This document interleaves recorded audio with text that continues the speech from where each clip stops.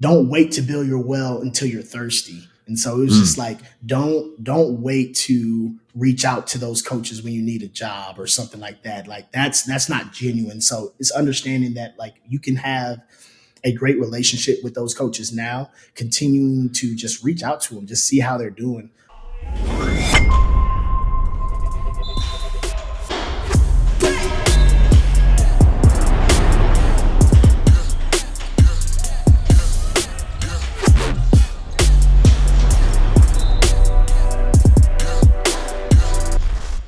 What's going on, Samson Strength Coach Collective listeners? On today's episode, we have head strength and conditioning coach for New Mexico State basketball, Christian Hosley. Thank you so much for coming on, man.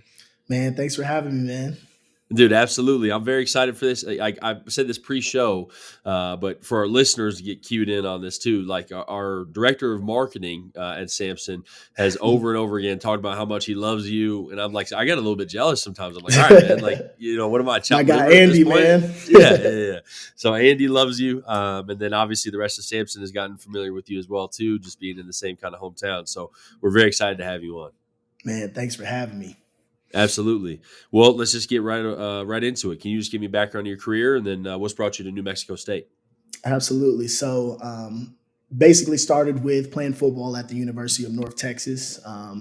After that, I actually stayed and played. I stayed and did an internship with the University of North Texas, and then eventually, COVID happened. Had to find a job and everything. I worked for a gym downtown Dallas, and then COVID happened. And I got furloughed, so I actually moved back home, and then I actually became a strength coach for my old high school. So I got to do middle school and high school. I was doing their summer strength and conditioning camp for about 3 years. And then after they actually hired me as their full-time strength coach, after a year, Andrew Wright who was one of my strength coaches at North Texas, called me up to Texas Tech and got me back into the college setting and everything. And so after being at Texas Tech as the assistant strength coach, I got my opportunity to be here at New Mexico State as the head strength and conditioning coach. So for men's basketball.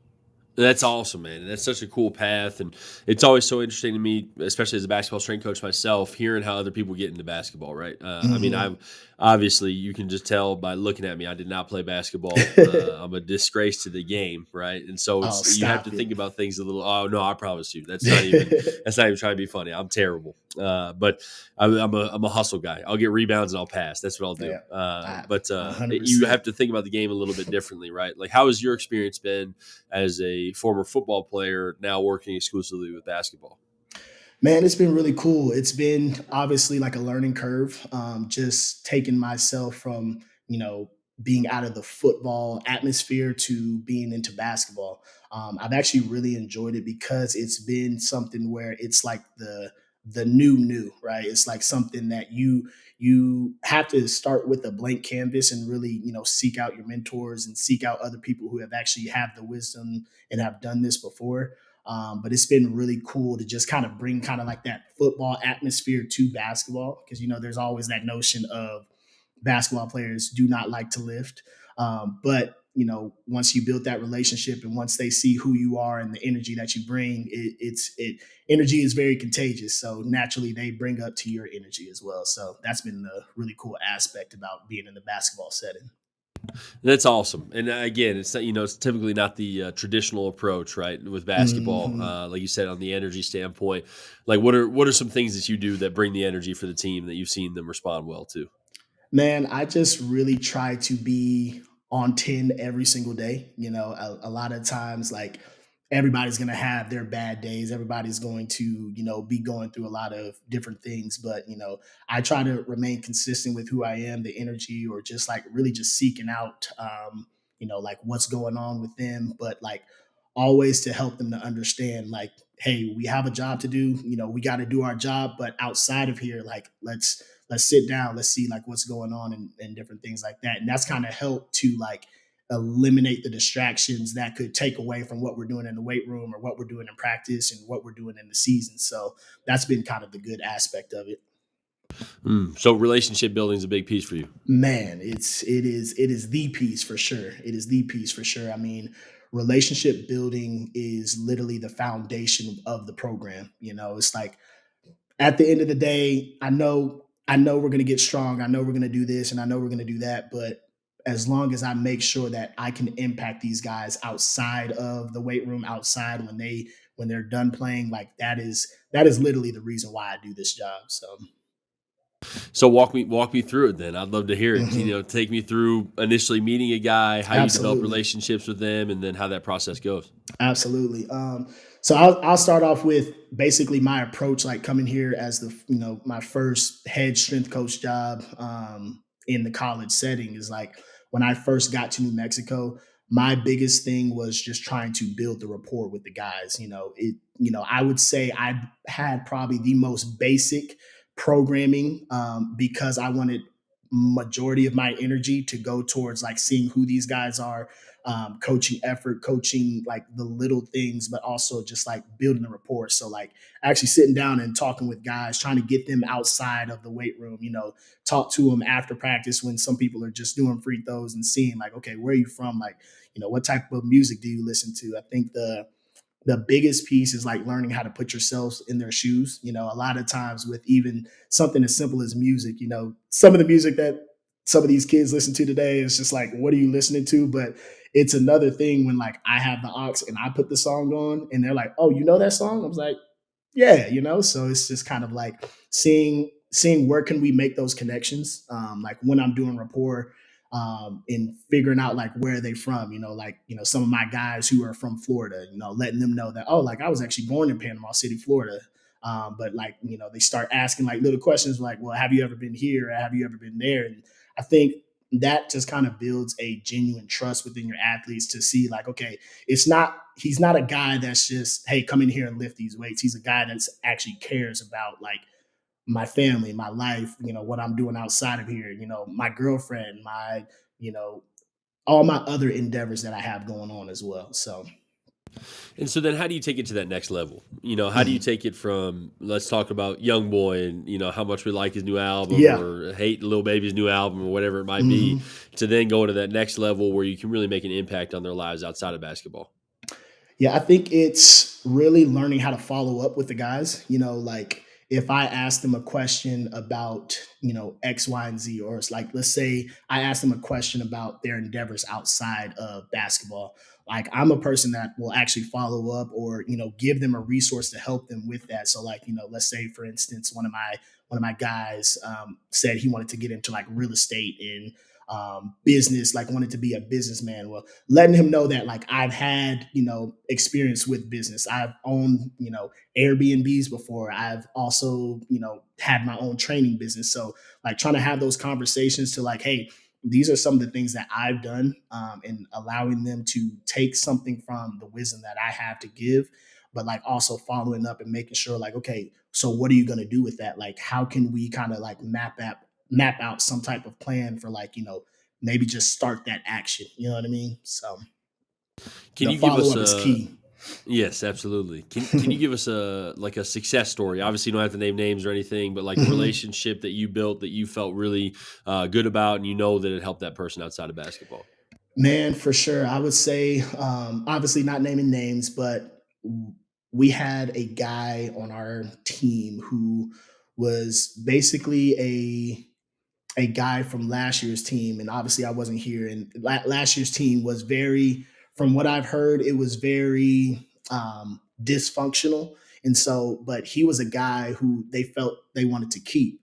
And so there were a lot of habits that he used to continue to do from, you know, past years that were kind of taken away from like his performance. But he was also a person that just didn't, you could never really get a whole lot out of him, right? And so I think I actually had to sit down with him and like have him in my office and just like have a real man-to-man conversation. It's like, look, like what are your goals, what are your ambitions, like what are you actually trying to do, what can I do to help you? Because the route that I see you going down is like not the route that's going to help you get to where you want to get to.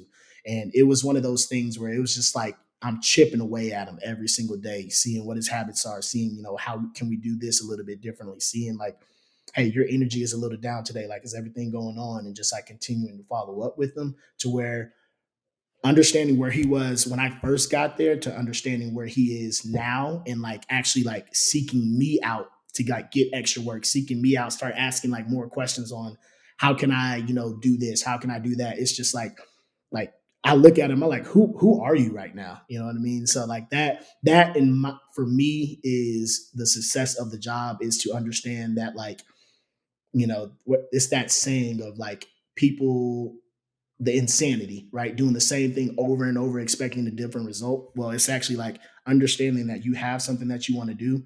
We change the action so that you can get the result that you actually want to get. So, But that's the most gratifying part of the job. That's the fun, man, right? it is awesome, man. I love it. Yeah, you just get to see people grow, and you get to see them become different people. And Hmm. we were talking about just transfer portal stuff right before the show, right? And like Hmm.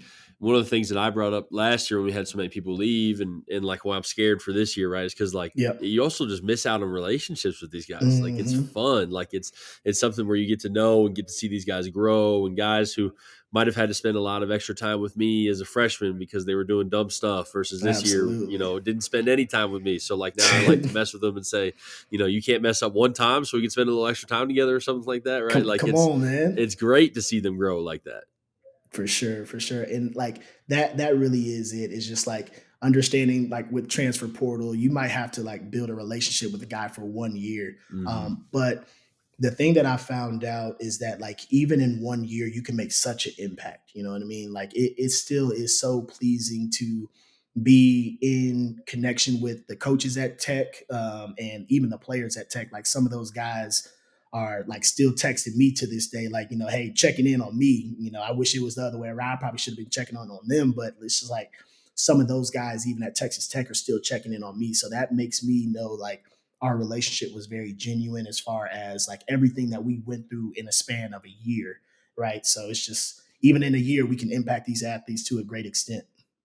Yeah, that makes me think of Darby Rich and Bryson Williams. Hmm. Like watching that Bryce. relationship, it was just crazy because just Hmm. seeing somebody who worked together for 3-4 months, right? And I For sure. remember like he came up, and I can't remember. I think he was at UTEP beforehand, and Darby came up to me and he was like, "Man, I really hope we get this guy. Like he's like he's, Yeah. he's somebody I really want, right?" And then Hmm. a week later he commits and ends up coming on, and like if on the women's basketball side, if I had seen them and I had not known the background of that relationship, I would have thought Hmm. they had worked together for 3-4 years at that point. Like Hmm. just seeing two dudes just gel with each other and work so hard with each other was awesome. And again, it's interesting how much of an impact you can make within 2-3 months, let alone a full year. And Absolutely. sometimes you feel like you don't have that much time with these athletes, but it's like you have all the time in the world really because you're going to spend a lot of time around them. Absolutely. And I would just honestly even just commend people like Darby, man. Like Darby is probably one of the most genuine people that I've ever met as well Yeah. too. And especially even just like the whole process of me getting this job. I actually reached out to Darby about another job, and me and Darby, originally, we didn't have like a whole lot of like contact or communication. I've seen him around, but like I've never worked for him and like never been in the same setting, but we know of each other.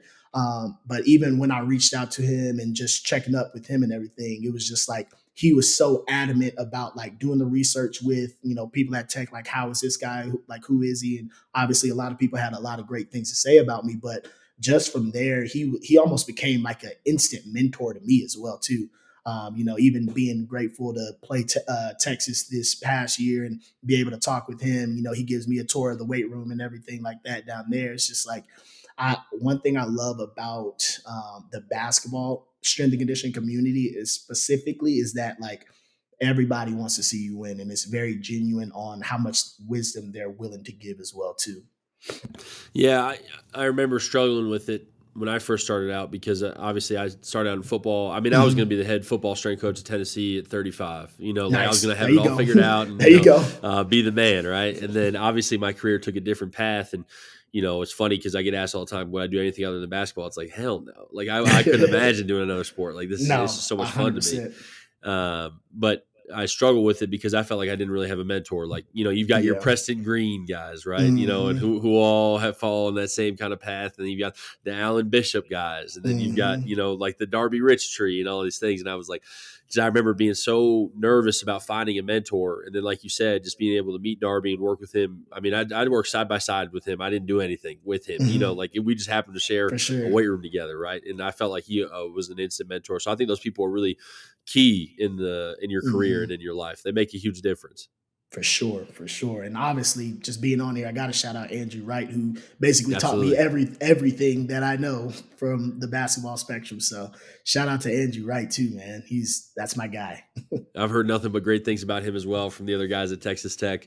And it's exciting. Like you said, I think the basketball community is really fun to be a part of too. It's Hmm. not, it's, I've never reached out to somebody and had a negative experience. Hmm. I've had one strength coach actually I've had a negative experience with, but I don't even like, I would never probably talk to him again in my entire career. So Yeah, it's fine. there will But be no occurrence there ever. yeah. So with the relationship building, like obviously it's very fun when it's successful, but what do you Mhm. do when you kind of hit an impasse with an athlete? How do you approach it when you feel like you're not really getting through to the level that you should? I really think it just comes down to the communication between it. It's like really understanding, like trying to dissect what the problem is. Obviously, we're not going to be able to honestly impact everybody. And I think part of that is understanding like you have to give yourself grace that like everybody can't necessarily be saved, or everybody maybe doesn't even really need saving, or like maybe you are not the person to impact that person. Like I'm sure as a coach, you've probably seen it as well. Like you've probably told an athlete multiple times something before, but as soon as like that the one right person says that one thing, then it like starts to click. And so it's just understanding that like, okay, I have a role on this team and I know I'm supposed to impact guys, but if I don't impact everybody, who can impact everybody, like who can impact at least that one person that I didn't impact. And just honestly, I'm a very faithful person. It's just understanding that God has a plan for every single thing that he does. So How did you come to terms with that? That it may not be you, it may not be, the athlete that you are, meant to help and help mhm. mentor in this career. Cause I think that's something tough I Yeah. agree 100%. It's not going to Mhm. fit for everybody. For But sure. I think it's tough because it almost feels like a failure on your part. How Mhm. did you come to terms with that and kind of accept it and understand it?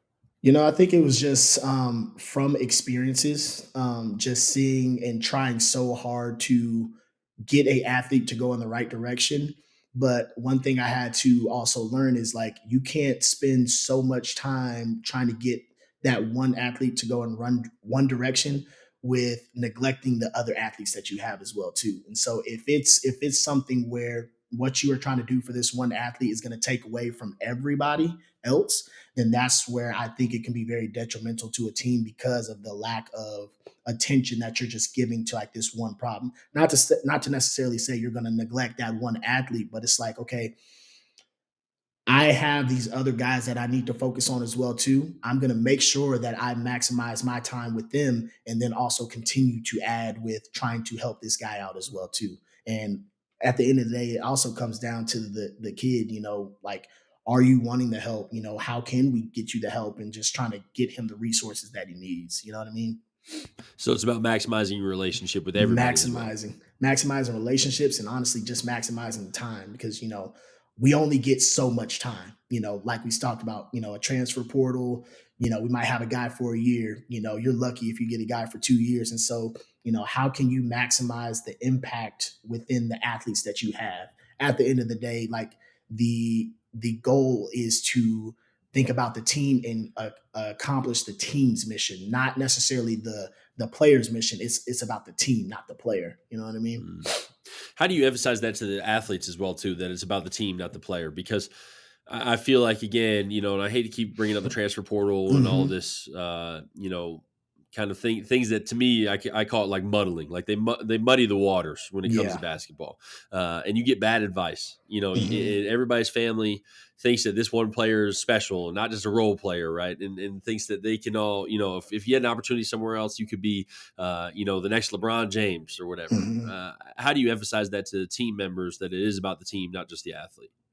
I think the biggest thing is just living it by example. I think as a strength coach, we like to overextend ourselves to, push the guys to get the extra work, to push the guys like, hey, like what are your habits at home and different things like that. And so naturally, as a strength coach, and or just as a coach in general, because I think I love all the basketball coaches that I've seen as well.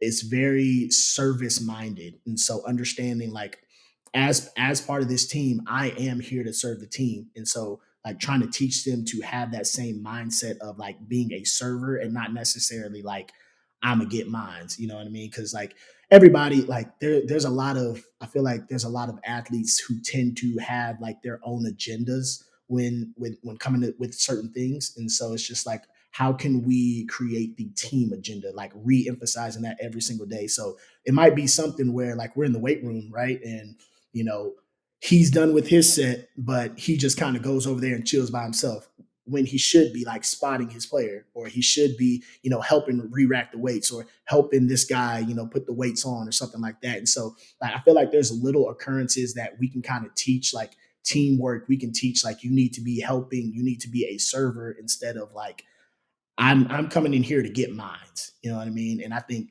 what also helps is just having a great staff who's also service minded, as far as like the director of basketball operations who always makes himself available for if anybody wants to get shots up, for those coaches who like whenever something's going on, or like if a car breaks down, like always letting the guys know like, hey, you can call me. Like that is also part of being a team. Like if there was a kid whose car was breaking down and he couldn't make it to practice, like obviously I'll go pick him up right now. Like, what do you need me to do? So understanding that, like, hey, I'm here, I'm a part of this team, and we all need to kind of have the character of being a teammate, not a single person player. So, I think that stuff, like you said, it trickles down from the coaches a lot more than people realize as well, for too, sure. right? And it's tough. I mean, uh, I think everybody would be unrealistic if they didn't have a my survival type mindset sometimes as a coach Hmm. too, right? And Absolutely. Absolutely. especially within strength and conditioning versus sport coaching, right? Like in it's something where, okay, let's say this staff gets fired, there's a chance I might still get retained, right? It Hmm. doesn't mean that I'm gone with everybody else as well too, and it's hard like sometimes to kind of push away that individual mindset as a coach as well too. And so Hmm. that's where I agree with you. I think it's very important to find a good staff that is about the team mindset as well, because Absolutely. I'll call the strength coaches sometimes and I just hear what's the dynamic with their staff, and I'm almost appalled sometimes because it's like, how are Hmm. you guys supposed to operate? And like the Heck athletes see yeah. you as the example. And that, like, it just makes the job so much harder if everybody's not really on the same page. And so if you have a certain standard, but let's say the head coach's standard is like not your standard, then there can also be a lot of conflict that goes on with that. Like you want to hold this guy up to this high standard, but maybe a coach wants to hold him to this low standard. Then that's not necessarily operating on the same page. So I think that's where it's also very crucial to have that communication with the athletes. And I think that's where I'm super grateful for Coach Hooten here, as far as like he asked me to be in certain meetings that are not necessarily just about like basketball, but like, hey, like what's going on with our guys? You know what I mean? Mhm. So like understanding how to manage emotions, because like life is stressful, man. Like especially like being an athlete and still having, life happen, school, all of these other things. And even in school, you have like a target on your back, whether if it's grades, whether if it's, the wrong person's trying to get you in trouble or something because they see how successful you are. So it's just like, as coaches, we have to help these athletes manage those emotions and make the right decisions so that we can make sure that we are thinking about the team with our goal. How do you help the athletes manage that stress? Because I think it's something that's so interesting, right? And it's something that we don't really talk about a lot, or I Hmm. guess it does get talked about a lot, but I think everybody has kind of different methods to it, right? And we talk Yeah. about the stress of final exams, right? And the research Hmm. shows that injury rates go through the roof during finals weeks Absolutely. because it's either lack of sleep or stress on the outside. Like, how do you help your athletes with that? Yeah, I think the biggest thing for us is like I had to kind of get them in more of a routine building, right? So like Mm.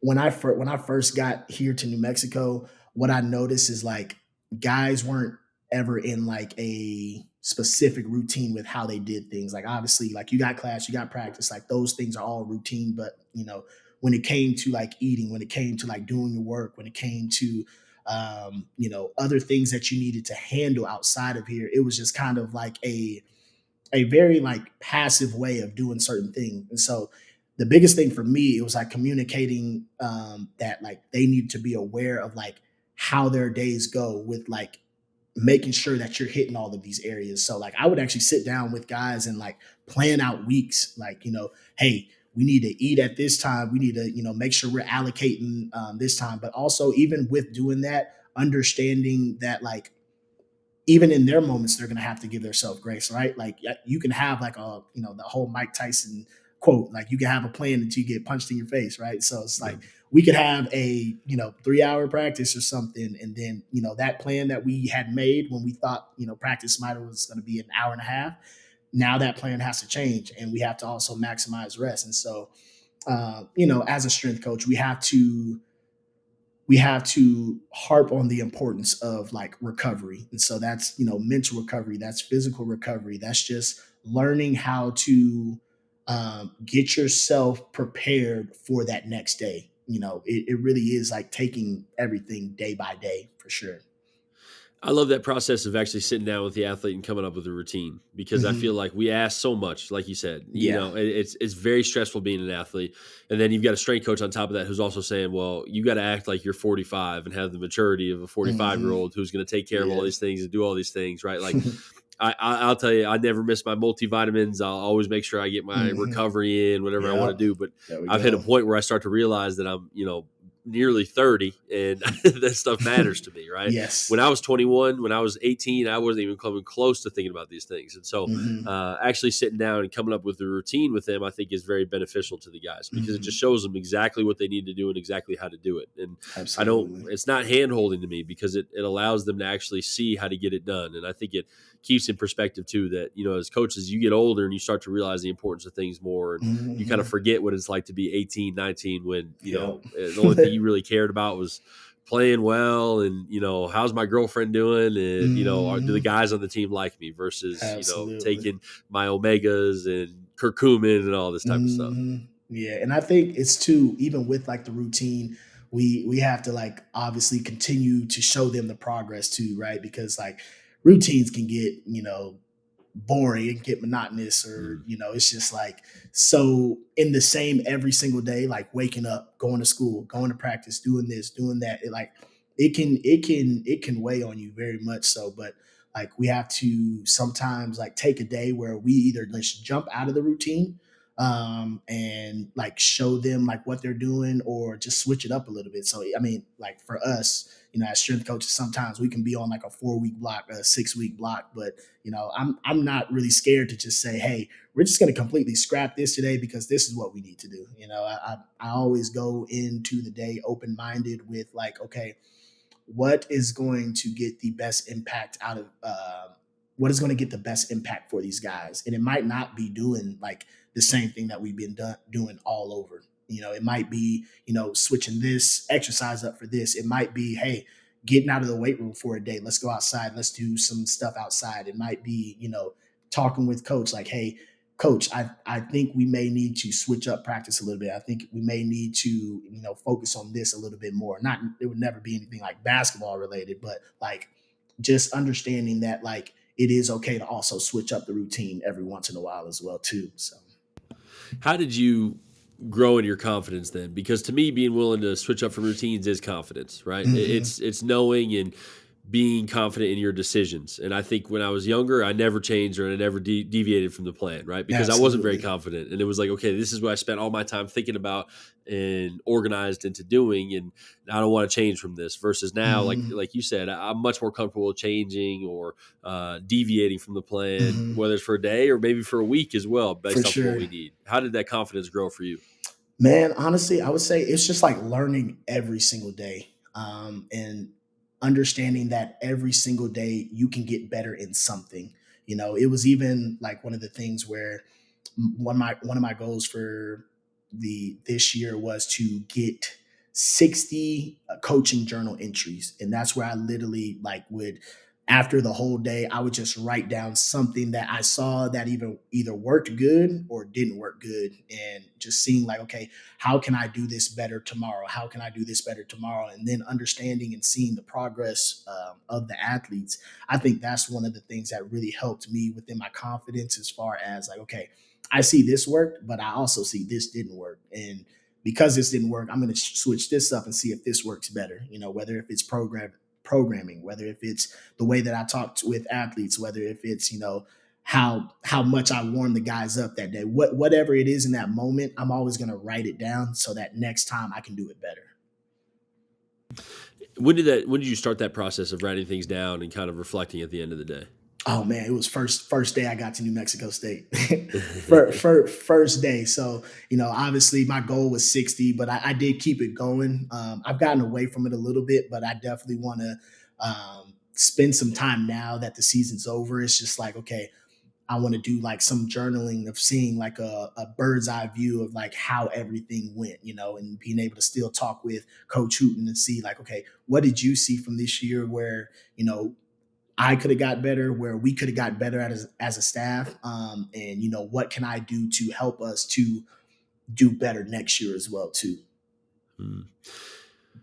Well, let me ask you this too: how did you gain the confidence to be able to ask those questions too? Because I think that's confidence as well, Yeah, being able to yeah, come in and say, "How can I get better?" Right? Because yeah, I mean, like I'll say here, I have no problem asking that question. hmm Sometimes I'll hate the answer though. yeah, yep, How for did you sure, grow in for your sure. confidence with that?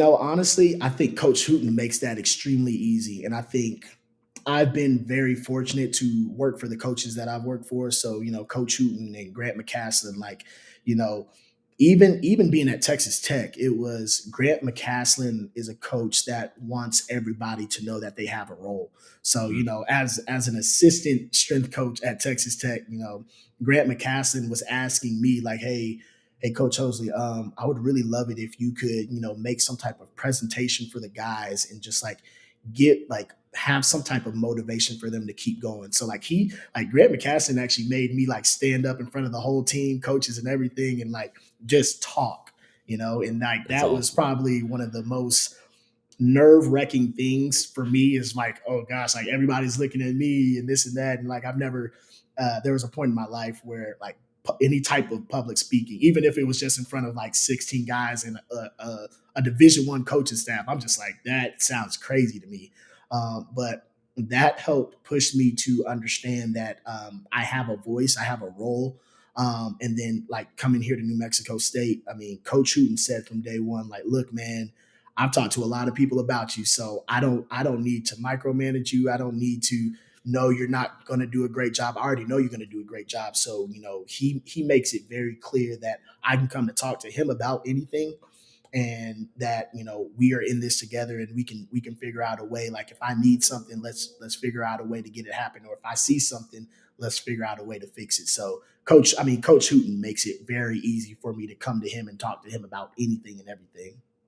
It's always the best when you have head coaches like that. Absolutely, absolutely, It makes a world of absolutely. difference. Yeah. And one other thing that you said early on, which I thought was pretty profound, and I think is a common experience for a lot of coaches, is having to seek out mentors, Mhm, and having to find the people who are willing to help you. How did you go about that process, especially as a young strength coach, especially like when you're trying to get back in the collegiate sector, right? mhm. You were private, and then now trying to go back to collegiate. How did you find the coaches, and how did you develop that mentor mentee relationship? For sure. I would say definitely it was all mainly from the University of North Texas. So like my football strength coach, Zach Womack, he's probably my first ever strength mentor. And then obviously Coach Wright. But the biggest thing was learning from Coach Wright as far as how to stay connected with other coaches. And he is just phenomenal. Like it's crazy because like one of the biggest flex that I can ever say is like, hey, yeah, like one of my mentor is Andrew Wright at Texas Tech. It's like everybody loves Andrew. Like every single coach that I like in basketball that I've met knows Andrew and has nothing but great things to say about him. So like that's a big flex for me. But it was also just a great experience last year when I was at Texas Tech to like be able to connect with all those coaches when we were in the game. So even, while we're warming up and we get to have a little time to chop it up, like there were so many coaches who were willing to just give wisdom. Alan Bishop, Coach Melton at Baylor, just like so many coaches that were always just like wanting to feed into people, that it made it easy to like want to be able to approach coaches, and then, obviously other coaches that I've worked with when I was at UNT that are at places, Lucas Lopez, who's at Howard. Like I can always call those guys whenever I just need to talk, or, if I have a question about this. Ethan Gold was one of my strength coaches he's at the Texans now. So it's just like, I feel free to talk to those guys whenever I need to. And it's just been very good for me, especially as a young strength coach, to know like by far I do not have all the answers, not one bit. And so like I am trying to learn every single day how I can do things better. Yeah, that's as a younger strength coach myself as well, I think it's always great to have that kind of Rolodex of coaches who you can Mm-hmm. reach out to and know who you can reach out to for what as well too. And I know on some guys, if it's a relationship issue and I need to speak with them, then I'll Yep. spend my time speaking with that mentor. If it's a Mm-hmm. sports science thing, I'll call this other guy, right? And those things make the world of difference. And one thing that I used to be nervous to say, I think, when I first started out coaching was like, I don't, like you said, I don't have the answers right now, but let me call and Yep. let me reach out, right? Because like Absolutely. I wanted to be the guy who was like, well, no, I know the answer to this and I can answer this immediately, right? And it's like, well, Mm-hmm. I certainly don't, and I probably would be better off getting advice from the guy who's been doing this for 20 years For and has sure. seen way more examples of this, than I certainly have. So again, having all those mentors in the bag is very useful. How do you stay in contact with them? Because I think that's a very tough part of strength and conditioning. I think there's Mm-hmm. not a lot of time. Sometimes you can get very easily caught up in your season and get caught up, and Mm-hmm. then I mean, especially for strength coaches, like our off season is our in season, right? Like that's Mm-hmm. the time that we are the busiest and trying to do the most with our players. How do you kind of carve out time to stick with your mentors and be able to still reach out to them? Yeah. There's a quote in a book that I read. It was, um, don't I think how do you say it? It was like, don't build your well, um, don't wait to build your well until you're thirsty. And so it was just Mm. like, don't wait to reach out to those coaches when you need a job or something like that. Like that's not genuine. So it's understanding that like you can have a great relationship with those coaches now, continuing to just reach out to them, just see how they're doing. One big thing that I used to do is just like making sure, to be in contact even with coaches where I'm going to their school, like if they want to get a lift or something, or just talk by to, say hello.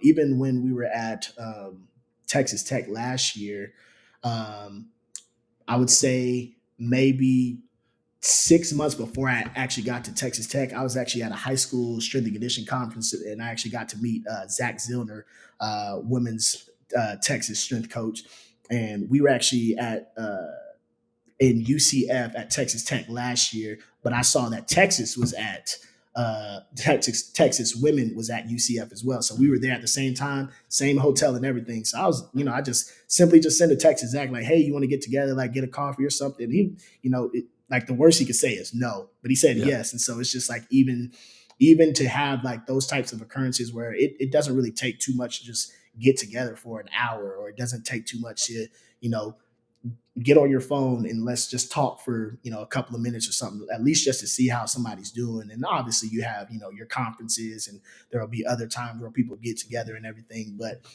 just understanding that like if you really want to have like some type of genuine relationship, you're going to have like some type of consistent action to reach out to that person.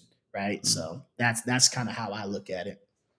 Yeah, I think a good indicator is, are you calling somebody only when you need something, right? Hmm. And like I think I'm guilty of it, right? I would Hmm. be lying if I didn't say that there was a time where I'm like, oh, I should call, As I am Bob.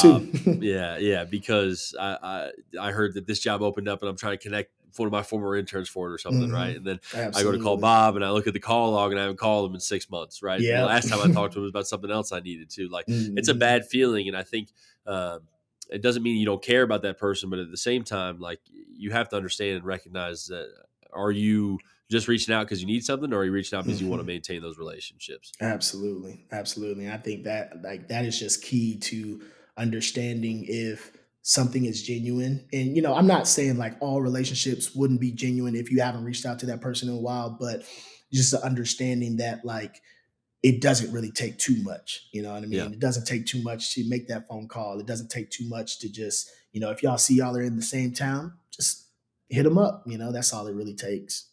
And I've never regretted sending that text or that phone call. Yeah, me either. Me either. Yeah. It's just so much wisdom comes from it too. Where one thing you weren't necessarily thinking about that it was actually a problem that like maybe that coach brings up or something that it helps you to that you can take to handle a situation the next time. It is awesome to be able to like talk with these coaches. Absolutely. Okay, so you brought up music earlier on in the relationship development Oh stage. Who's yeah. your Oh favorite yeah. to listen to in the weight room? Favorite to listen to in the weight room? Ooh, that's tough. Because it's Man, different from weight room outside of the weight room. yeah, for sure. And, Yeah. and that's why I think you're spot on. Like, like I honestly love listening to like some DMX in the weight room where it's All right. just All right. it's loud, he's barking, I'm trying to get the energy going. I love listening to Kendrick. Man, there's a few. I like a lot more when we're in the weight room. I like a lot more old school rather than the Yeah. new school for sure. I agree. Now, the one thing I've really gotten into Gunna and Boss Man D-Lo. Like those are the two. Like I don't know what it is, but they got me. Gunna's probably played in our weight room 70% of the time. Yes, 70% of the time. absolutely. It would go like Gunna 70% of the time. No, let's do this. Let's go Gunna 50% of the time. Yep. Young boy 40% of the time, and then like Boss Man D-Lo like the 10% for sure. Yeah. We are at. I think we're 70% Gunna. There's no For doubt. sure. I mean, Oh, I can name every song. I can name every album at this point. Gunna is awesome. Gunna's awesome. He runs it, and then I would say probably 20% Boss Man D-Lo, and then 10% Sexy Red. That's also big in our weight room. Yeah. Okay, Sexy Red. You can't believe it, right? Everybody's surprised when I say Glorilla, that. Glorilla is also creeping up in the percentages as well too. So I can't completely throw Glorilla out. Every once in a while, I'll put my classic rock on playlist for them too, and they hear like Leonard Skinner, and immediately like skip, coach, turn it off. So, coach, what are we doing, coach? What are we doing? It's like expand your mind, man. Dang, come on, man. Yeah, check out something new. I promise you. Like Freebird is a great song. In my opinion, it's the best song of all time. You should absolutely check it out. Well, Christian, I appreciate you coming on, man. Seriously, it's been a lot of fun for me to learn from you, and I appreciate you greatly. If somebody wants to follow you on social media or keep up with your career, what would be the best way to do that? Absolutely. Probably the best way is on Instagram, Hosley Strong, Hosley Strong, and that's probably the best way to reach me. Awesome, man. I love the Instagram. I followed you on Instagram for a little bit now, so I love seeing your posts. I followed you too, man. Yeah, I've been posting. I've been bad about it, so I apologize, but I'll be back on my grind. I appreciate you, Christian. Thanks so much. I appreciate you having me. Absolutely, brother.